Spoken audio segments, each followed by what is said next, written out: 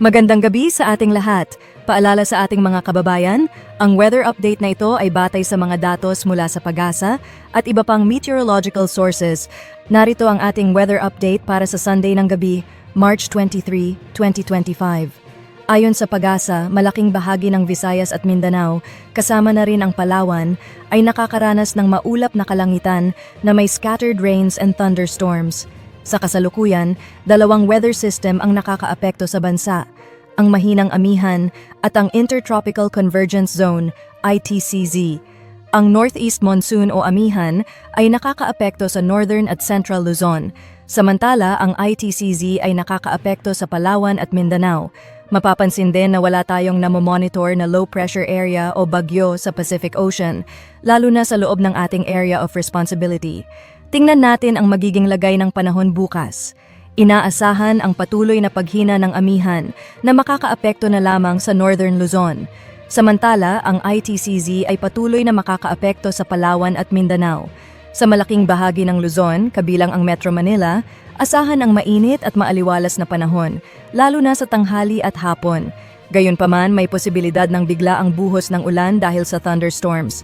Sa nalalabing bahagi ng bansa, partikular sa Palawan, Zamboanga Peninsula, BARMM, at Soc-Sargen, asahan ang maulap na kalangitan na may scattered rains and thunderstorms. Samantala, sa malaking bahagi ng Visayas at Mindanao, asahan ang magandang panahon maliban sa ilang isolated na pag-ulan. Sa ating 3-day weather outlook, Tuesday to Thursday, sa mga susunod na araw, tuluyan ng hihina ang amihan at hindi na ito makakaapekto sa bansa. Sa halip, easterlies at ITCZ ang magdadala ng mga pag-ulan sa ilang bahagi ng bansa. Metro Manila, magiging mainit at maalinsangan ang panahon, lalo na sa tanghali at hapon, na may posibilidad ng localized thunderstorms. Ang temperatura ay maaaring umabot ng 34 degrees Celsius.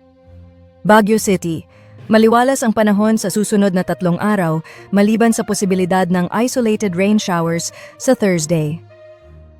Tacloban City, maulap ang kalangitan na may scattered rains and thunderstorms sa mga susunod na araw, lalo na sa Wednesday.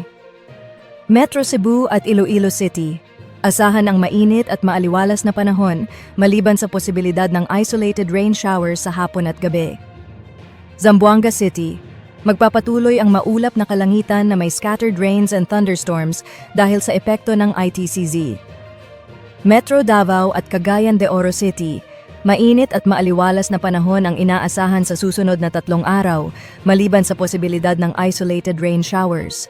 At iyan ang ating latest weather update.